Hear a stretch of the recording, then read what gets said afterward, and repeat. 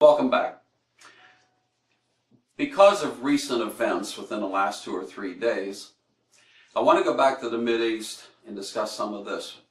The complexities are even getting more complex.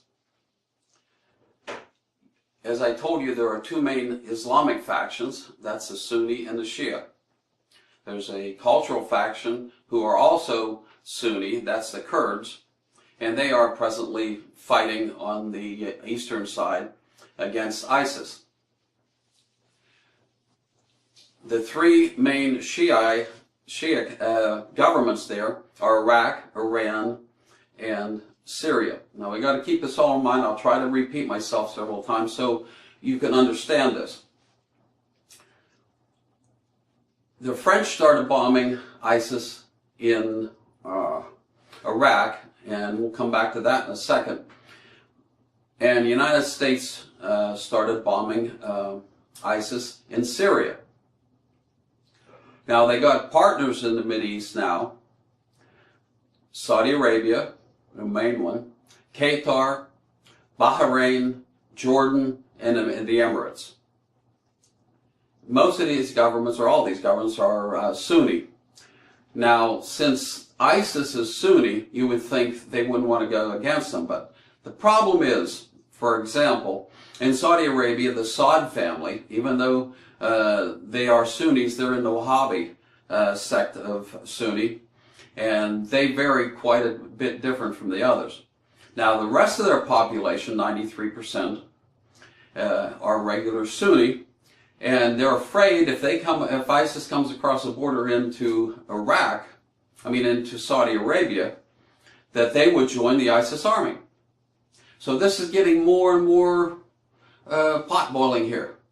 As I said, the French started bombing Iraq, and so miles away in Algeria, the group that used to be called Al-Qaeda in the Islamic State Maghreb are now calling themselves Jund al-Khalifah. What they did is they swore allegiance to the Khalifah of the Islamic State, Baghdadi. And so they took a Frenchman hostage who, by the name of, I forget his name. Anyway, he was a mountaineer that for 20 years had led hikes through the mountain regions in Algeria. Took him hostage and beheaded him. Of course, the French are very upset about this, as we were when they beheaded our men. But the reason they did it was they had sworn allegiance to ISIS, and they called themselves Jund al-Khalifa, which means the soldiers of the Caliph. If you remember, I was talking about the caliphates.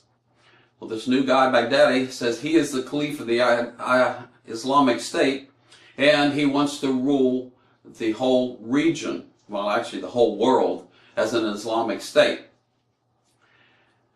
So that's a new complexity here. Actually, there are cells like this all across northern Africa. So we now are adding to the mixture all the Mideast countries plus northern Africa. We haven't heard from Morocco and Libya yet, but guaranteed Libya will be doing something soon. Now let's go back to Syria. When the rebels started fighting Assad a year or so ago, that's when ISIS got a foothold. They were the largest group. But there's another group there now called the Khorasan. The Khorasan are the remnants of Al-Qaeda that were in Pakistan and Afghanistan, and they came in to Syria. Not so much to fight with ISIS, because I don't really think they get along either, but to train. They have training camps there. A lot of the training for terrorists in that region are in Yemen. That's why you haven't heard from Yemen yet. They're not going to join any coalition because they sponsor a lot of the terrorism, just as Iran does. Now the Khorasan's only maybe, I've read different estimates of 50 to 100 people, and there are a few less now because we bombed their headquarters a couple of days ago, and the leader was killed, they believe. They don't have sure evidence yet, but they believe it. Now, what are they doing there? They are building bombs.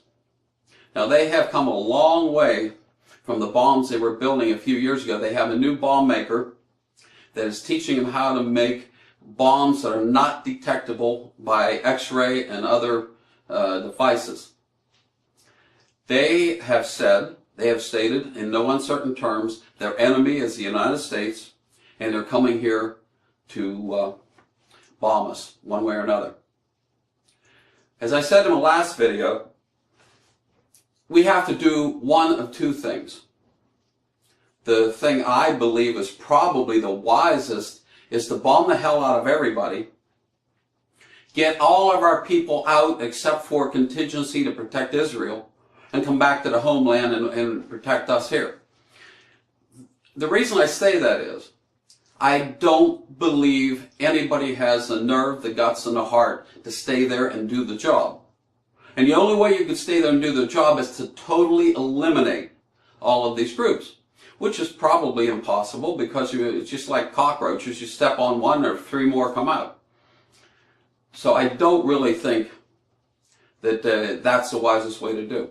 So, bottom line is, we need to do what we can do there and get out and get our people out. That includes all the security companies and anybody, any American working over. Now, if they want to stay and get involved, you know, maybe that's their thing. But I think we need to get all Americans and all Europeans out. You understand, the reason you haven't heard much from Britain, and well, I'm surprised about France, because France has a 40% Muslim population. They've even had riots in their country, racial riots between Muslim and the rest of the French a couple of years ago. So I'm surprised they're doing it. So French usually don't act too smart, but this is particularly one that they may have. The Brits are talking a good game, but so far haven't done anything that I know of. Now understand, thousands, literally, I think it's 2,000 or 3,000 European Muslims are in ISIS fighting. Now, we talk about Khorasan, we're talking about the remnants of Al-Qaeda. When Al-Qaeda was at the peak, I guarantee you there are hundreds of cells of Al-Qaeda through Europe also. Maybe only one person. A cell can be only one person, two people, three people. Because they don't let each other know where they are or what they're doing. So Europe is a potential powder keg. In the United States, we talk about the Mexican border, and I'm pretty certain that every day there's someone from one of these terrorists crosses the border to come here to do us harm. That's why we have to be vigilant. The other border that nobody seems to talk about is Canada. You can go in the backwoods of New Hampshire and Vermont and walk across the border. Nobody's going to stop you. That's, from what I understand, that's where some of the 9/11 people came across, was through Canada. So the point now is we have to protect our own shores, and we have to be vigilant. All this points to problems that we'll come back to in future videos that have nothing to do with the Mideast, but will lead us in another direction. And we'll get back to that some other time. If you have any questions or any comments about this, please leave comments at the bottom. Please hit like. Please subscribe. We need to get the word out. And as always, I said before, be well, and for God's sakes, be prepared.